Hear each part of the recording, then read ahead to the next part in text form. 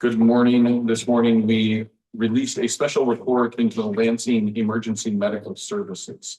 This report covers 2019 through 2025. It was requested by officials tied into the 28E agreement that creates this entity. What we found was over $18,000 worth of questionable disbursements, including 8,400 in improper disbursements. That was about $8,000 that was paid to the vendors, $240 in overpayments to volunteers, and then $382 in bank fees. In addition to that, there were nearly $10,000 in disbursements that could not be supported with receipts or other documentation. The majority of these improper payments were for holiday parties, bars, restaurants, and banquet halls that weren't open to the public. In addition to that, there were volunteers and staff members who received improper payments in the form of payroll to volunteers, $4,200, gift cards and prizes that were handed out at parties that were also improper.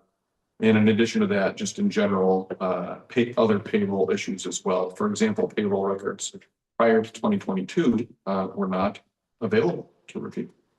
Income and reporting, income expenses reported to the IRS didn't match accounting records. And in addition to that, the EMS's 2080 agreement between local governments was never actually filed with the Secretary of State's office, which is required by law. Finally, meeting minutes were only available for 3 of 69 months tested. So we have a series of recommendations here. One very simple, more oversight. We want to make sure that tax dollars are being overseen and that the way they're being handled is something where you have people looking at that to make sure that everything's proper. You always want to have board approval for all expenditures. We should not have debit cards in use. That was an issue here. They create tremendous opportunities for misuse and fraud, and the opportunity to misuse tax dollars is always a precursor to them actually being misused. In addition to that, we always want to have detailed and accurate record keeping.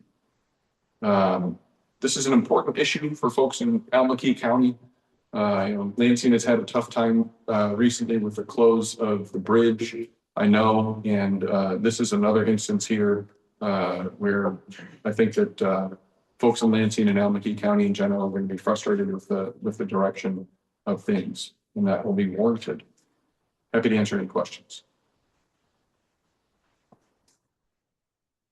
You answered all my questions. Pretty straightforward one. Anything online, guys? Not yet. Okay, I'll stand up here for another 15 seconds. Do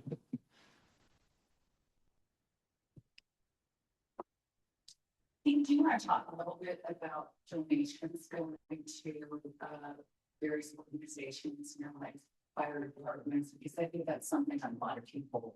Yeah. No, in general, I would say if you're making a donation to a local EMS organization or a fire department, you want to find out what is that entity that you're donating to. Is it a nonprofit? Is it tax deductible? Is it a 2080? Is it a government organization? And make sure that you're putting money in a place if you're donating where there's going to be oversight for it and you know what it is that you're donating to. Volunteers are a very important part of the social fabric, especially in smaller towns in Iowa.